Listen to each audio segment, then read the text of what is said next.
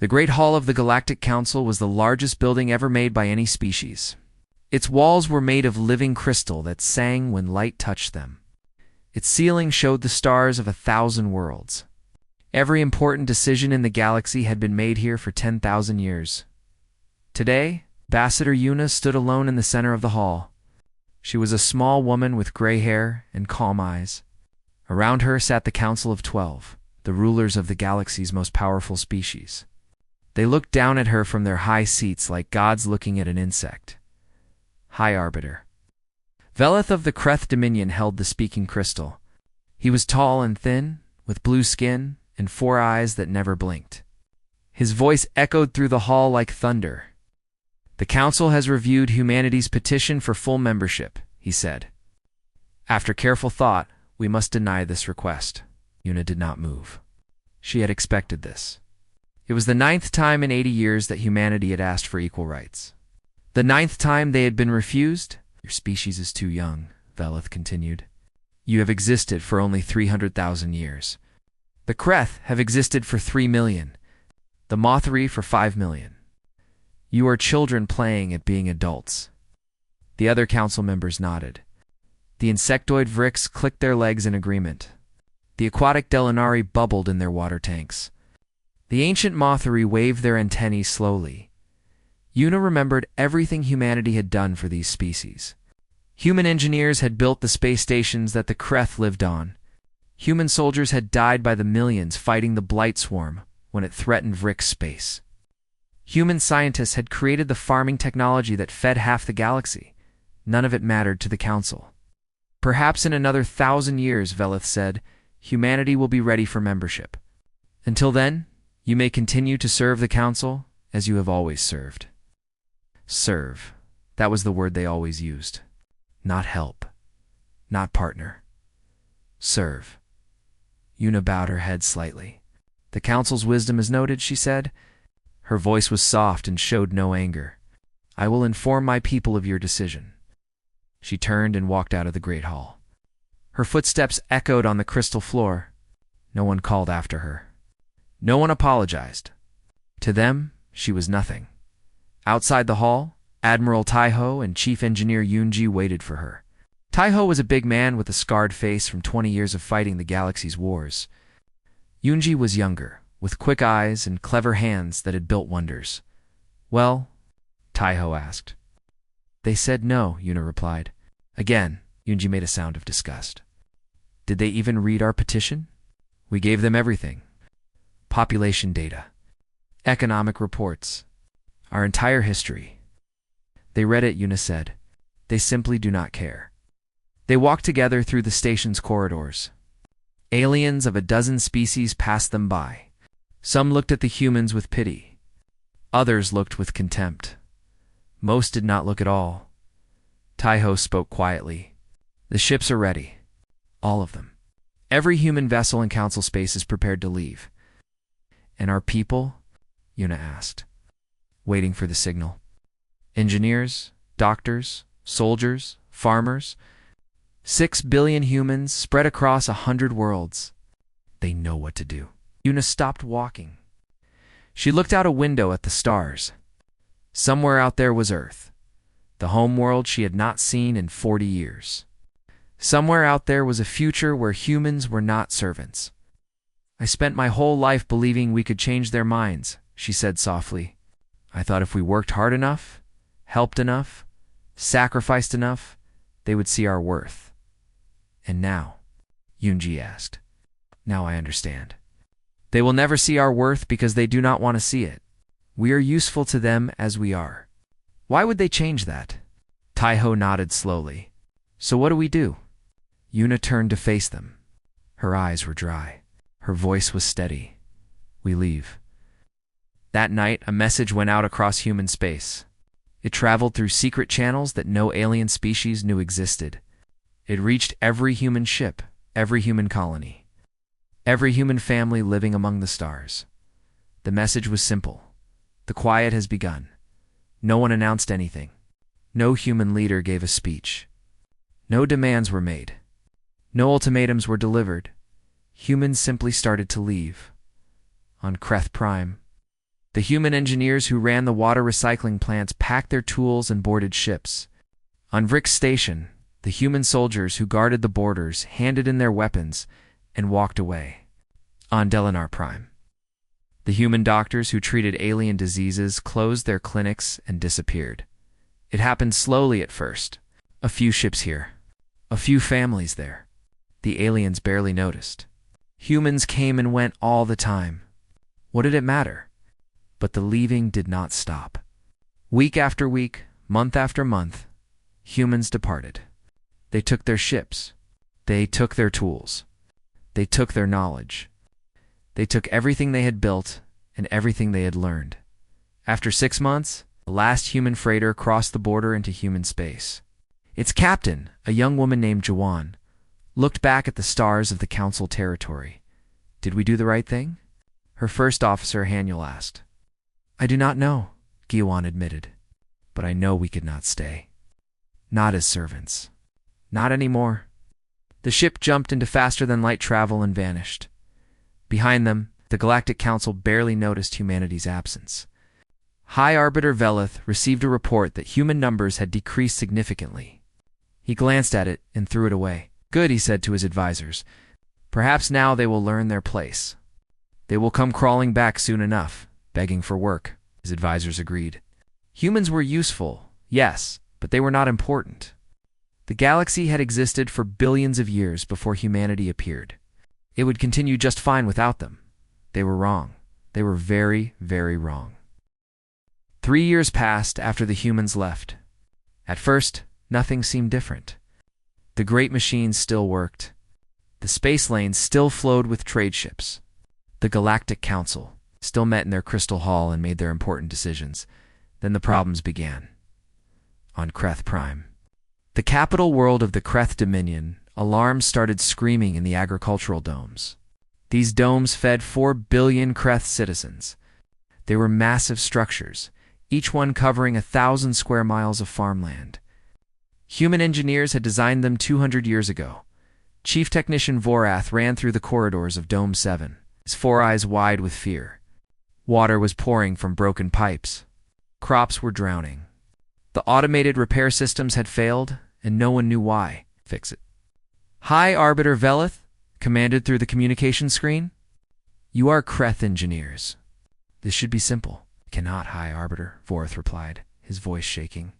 The systems require human access codes. Without them, we cannot even open the repair panels and break them open. We tried. The panels are made of materials we do not understand. Our tools cannot cut them. Velith's blue face turned dark with anger. Those humans, they did this on purpose. They made us dependent on them. Vorath did not answer. He knew the truth. The humans had not made them dependent. The humans had simply built good systems, and the Kreth had never bothered to learn how they worked. Why would they? That was servant work. Velith sent a formal request to the human collective, asking for technical help. He used strong language, reminding humanity of their obligations to galactic civilization.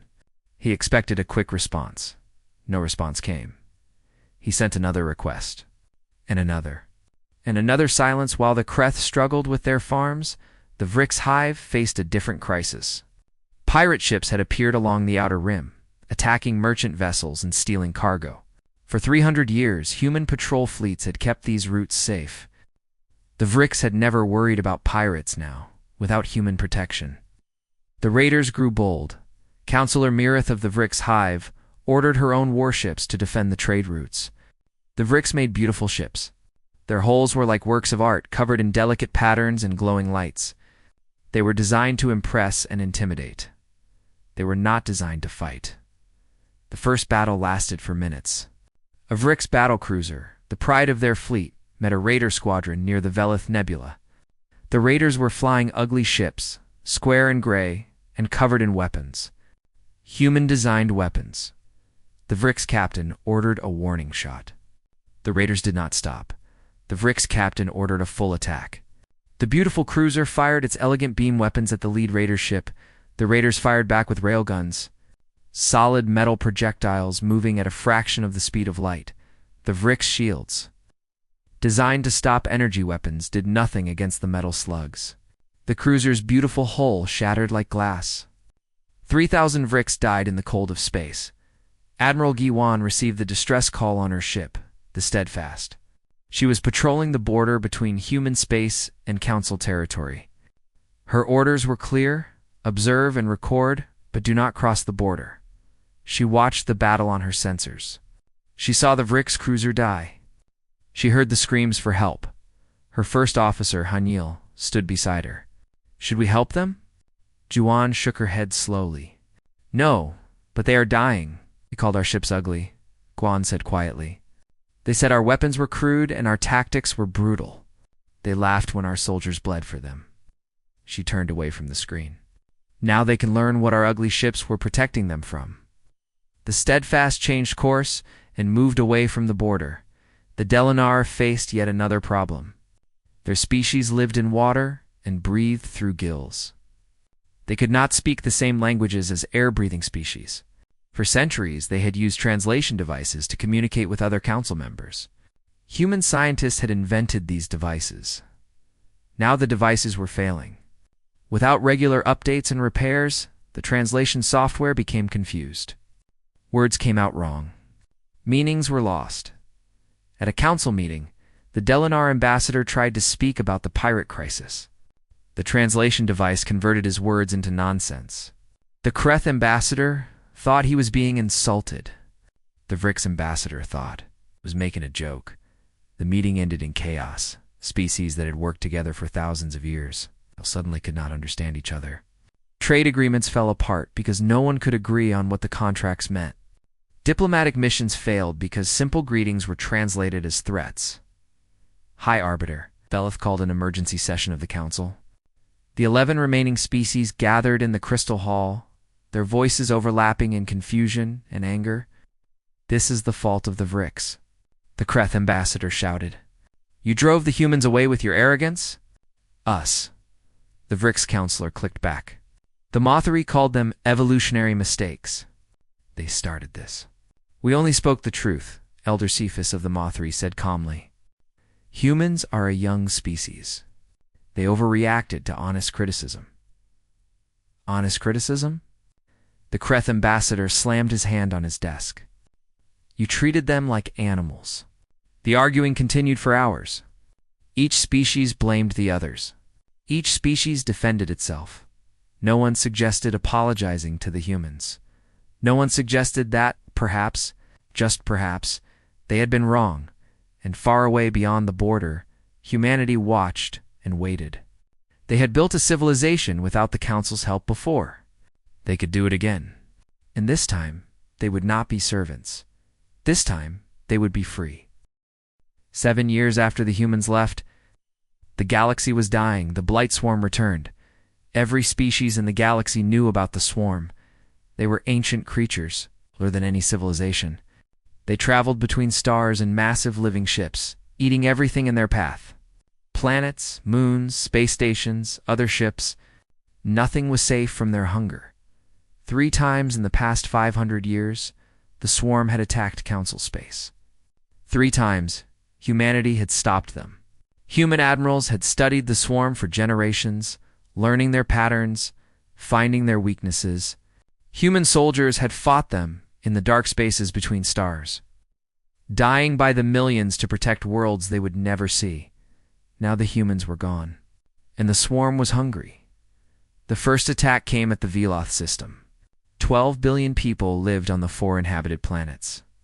They woke one morning to find the sky filled with swarm ships, thousands of them, blotting out the stars like a living cloud. The Council sent a fleet to defend Velith. 200 warships from 6 different species, the largest force assembled in a century. They had powerful weapons and brave crews. They had no idea how to fight the swarm. The battle lasted 3 days. The Council fleet tried to form defensive lines, just as they had done against pirates and raiders. But the swarm did not fight like pirates. They did not care about losses. They did not retreat. They simply kept coming, wave after wave, eating everything they touched. Admiral Korith of the Kreth commanded the fleet. He was a veteran of a dozen battles. respected by all. He had never faced an enemy like this. Fall back, he ordered on the second day as half his ships burned around him. Regroup at the third planet. But there was no time to regroup. The swarm followed them, never slowing, never stopping. By the third day, Admiral Korath was dead, and his flagship was being eaten alive. The survivors fled. Behind them, the Velith system died. 12 billion souls, gone in 3 days. Motheri Elder Sifis delivered the news to the council. Her antennae trembled as she spoke. We have lost Velith. All of it. The swarm is moving toward the Kreth border. Then we must call the humans, Ambassador Kreth demanded. They fought the swarm before. They know how to beat them. We have called, Cephas replied. 700 times. They do not answer. Then we go to them. We demand their help. Cephas shook her head slowly. We cannot demand anything.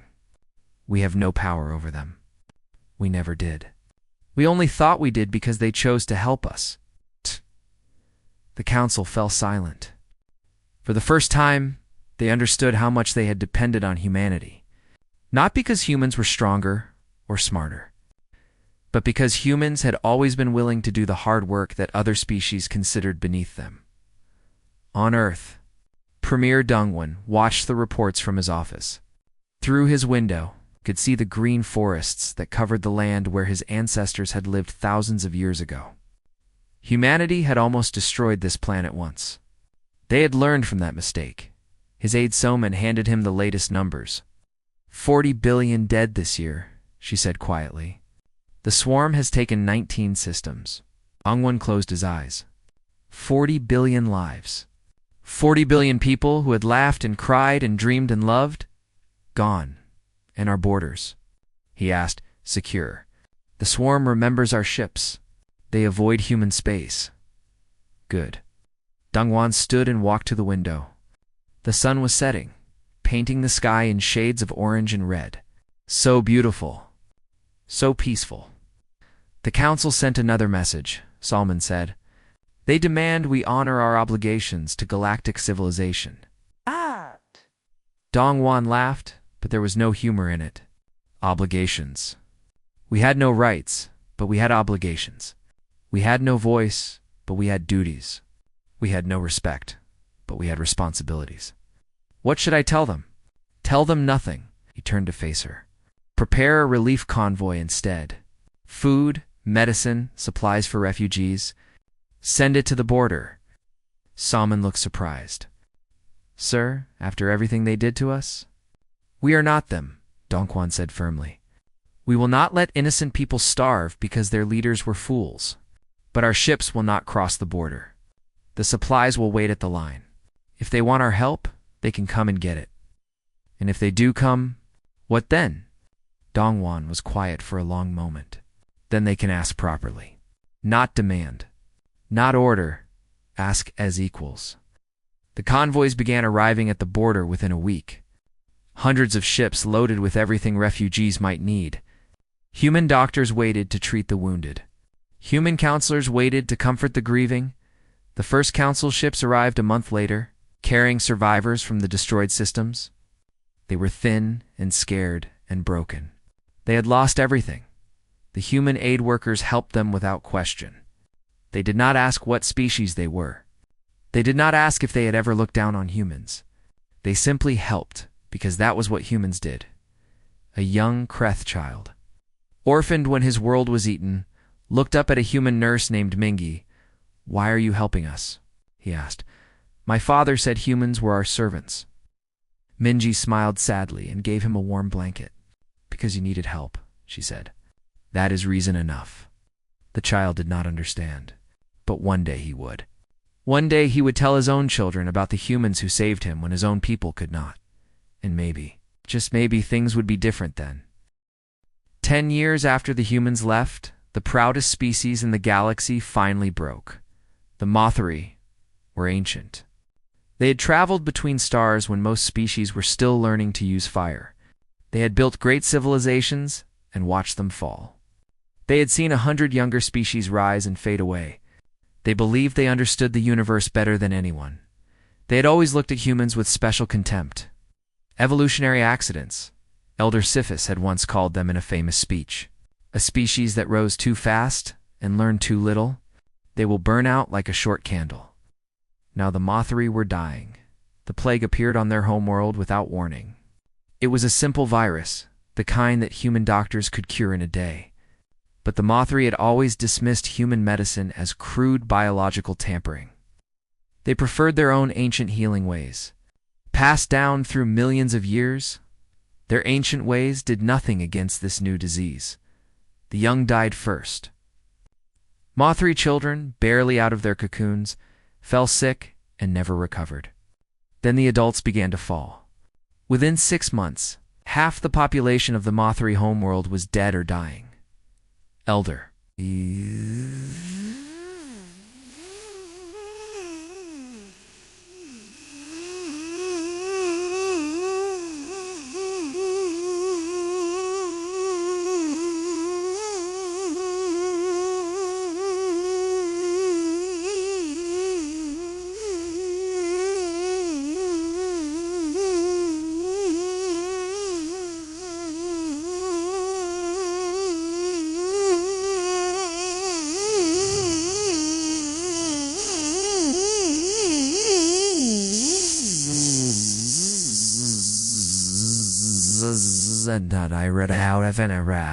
She held their small bodies in her arms and felt them grow cold.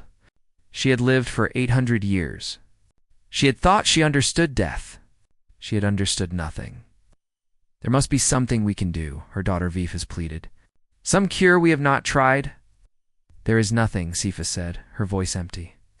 Our healers have tried everything. The virus changes too fast. We cannot keep up, then asked the other species. The Kreth, the Vrix, the Delinar. They are fighting for their own survival.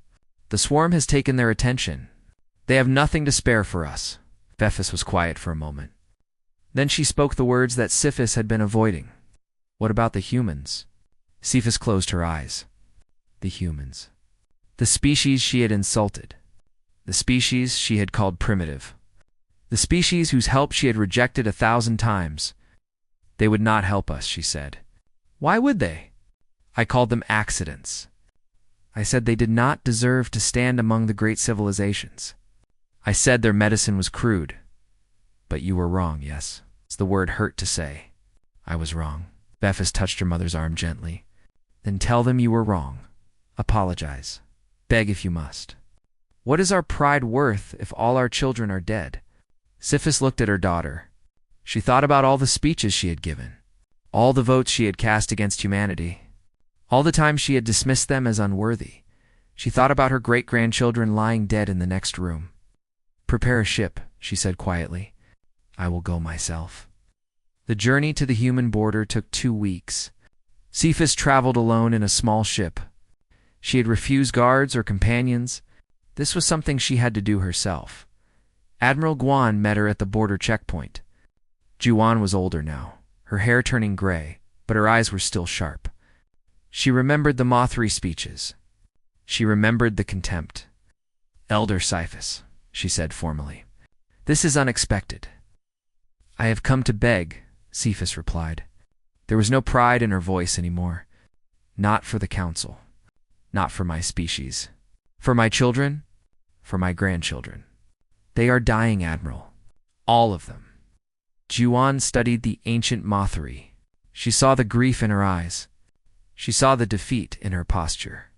This was not the proud elder who had called humans primitive. This was a broken grandmother watching her family die.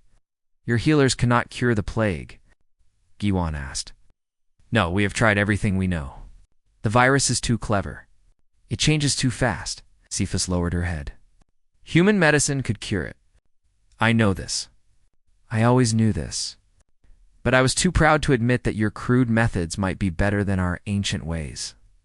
And now my pride means nothing. I would give everything I have, everything I am, to save one child. Just one. Guan was silent for a long moment. She thought about all the humans who had died fighting the Mothri's wars. She thought about all the insults and dismissals and rejections. She thought about revenge, how easy it would be, how satisfying. Then she thought about dying children. Our doctors will need full access to your medical records, she said finally. Your genetic databases, your population data, everything. Cephas looked up, hope flickering in her eyes. You will help? Our ships will need landing rights on your worlds. Our personnel will be treated as equals, not as servants or guests. They will be given the same respect as any Mothri citizen. Yes, anything. And when this is over, you will return to the Council. You will tell them what happened here. You will tell them that humanity expects a formal apology and full membership, not a request. An expectation. It was a gesture her species had never given to anyone. It will be done. I swear it on the lives of my children. Within a day, human medical ships crossed the border into Mothri space. Dr. Junho led the first team. A young man with gentle hands and tired eyes, he had been treating refugees for years. He knew how to work fast. The human doctors studied the virus for 3 days. They ran tests, analyzed data, argued about solutions. On the 4th day, they had a cure. 3 days to understand a disease that had killed millions. For days to create a cure that the Mothri had failed to find in 6 months. How? Cephas asked, watching Dr. Junho inject the cure into a sick child. How did you do it so quickly? Junho smiled slightly. Our medicine is crude, remember? We do not worry about elegance. We worry about results. He watched the child's vital signs stabilize. Sometimes simple is better than beautiful. Cephas watched the child open her eyes. The fever was breaking. The death that had seemed certain was fading away. Thank you, she whispered. Thank you. Do not thank me, Junho said. Thank the humans who came before me. The ones who developed these techniques while your species called them primitive. The ones who kept working while you laughed at them. He looked at her with steady eyes. They are the ones who saved your children. Remember that. Cephas nodded slowly. She would remember. For whatever years remained to her, she would never forget. 12 years after the humans departed, they returned. The great hall of the Galactic Council looked different now. The living crystal walls still sang, but their song was sadder. The ceiling still showed the stars of 1,000 worlds, but many of those stars now marked dead systems, eaten by the swarm or abandoned in despair. 11 species sat in the council chamber. The 12th seat was empty. The Velith Collective was gone, every last member consumed in the first swarm attack. Their seat remained as a reminder of what pride had cost them. Ambassador Yuna walked into the hall alone. She was older now, her hair completely white, but she stood straight and her eyes were clear. She wore simple clothes, no medals or decorations, nothing to show her importance. She did not need such things. The council members watched her approach. Some remembered her from 12 years ago, the small woman they had dismissed so easily. She had bowed to them then, accepted their insults with quiet dignity, and walked away. She was not bowing now. Arbiter Keleth rose to speak. He was the new leader of the Kreth Dominion, chosen after High Arbiter Velith died when Kreth Prime's systems failed. He was younger than Veloth, and he had learned from his predecessor's mistakes. Ambassador Yuna, he said, his voice carrying through the silent hall. On behalf of the Galactic Council, I welcome you back to this chamber. Thank you, Arbiter. I must also say something else. Kalath paused. This was hard for him. His species had led the council for 10,000 years. They were not used to apologizing. On behalf of the Galactic Council, I formally apologize for 3 centuries of injustice against humanity. The words hung in the air. Several council members shifted uncomfortably in their seats. Keleth continued. We were wrong. We were fools. We mistook your kindness for weakness. We mistook your patience for submission. We took everything you offered and gave nothing in return. We called you primitive while you built our worlds. We called you servants while you died defending us. He lowered his head. We do not deserve your forgiveness, but we ask for it anyway. Yuna stood in the center of the great hall, surrounded by the most powerful beings in the galaxy. They were all looking at her now, waiting for her response, waiting to see if humanity would show them the same contempt they had once shown. 300 years, she said quietly. 300 years we worked for you. 300 years we asked only for respect, only for equality, only for the chance to be heard. In 300 years you refused. Council members could not meet her eyes. When we left, you barely noticed. You thought we would come crawling back. You thought we needed you more than you needed us. She paused. Now you know the truth. Arbiter Kelleth nodded slowly. Yes, now we know. 40 billion people died, Una continued. 40 billion lives lost because you were too proud to treat us as equals. 40 billion mothers and fathers and children who might have lived if you had listened to us. If you had let us help properly, with full resources, with full authority. Her voice was not angry. It was sad. That was somehow worse. We could have stopped the swarm in the first month. We had the ships, the tactics, the experience. But you never gave us command. You never trusted us. And millions died for your distrust. We know, Kelleth said. We know, and we are sorry. More sorry than words can express. Sorry is not enough. Una stepped forward. We want more than apologies. We want change. Kelleth gestured to an aide, who brought forward an official document. Humanity is hereby offered full membership in the Galactic Council. Voting rights, territorial sovereignty, trade protections. He hesitated. In a permanent seat on the Council of 12, the highest seat, the seat of the Arbiter. Murmurs spread through the chamber. The Arbiter's seat had belonged to the Kreth for 10,000 years. They were offering to give it up. Una shook her head. No. Kelleth looked surprised. No. We do not want your highest seat. We do not want to rule over you as you once tried to rule over us. She looked around the chamber, meeting every eye. We want partnership. True equality.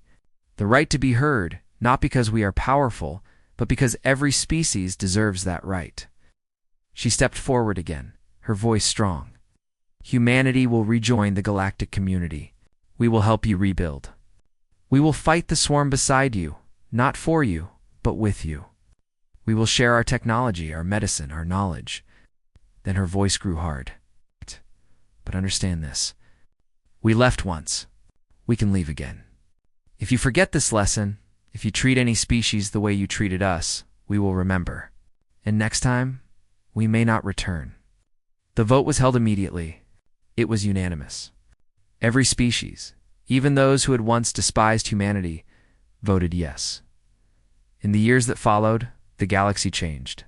Human engineers rebuilt the broken systems. Human admirals led the combined fleet that finally destroyed the Blight Swarm. Human diplomats wrote a new charter that guaranteed rights to every species. No matter how young or different, a new plaque was placed at the entrance to the Great Hall. It was written in every language known to the galaxy. Those who are dismissed today may be needed tomorrow. Treat all with dignity, for kindness costs nothing, but its absence costs everything. Years later, old Admiral Taiho stood before that plaque. His hair was white, his hands shook slightly, but his eyes were still bright.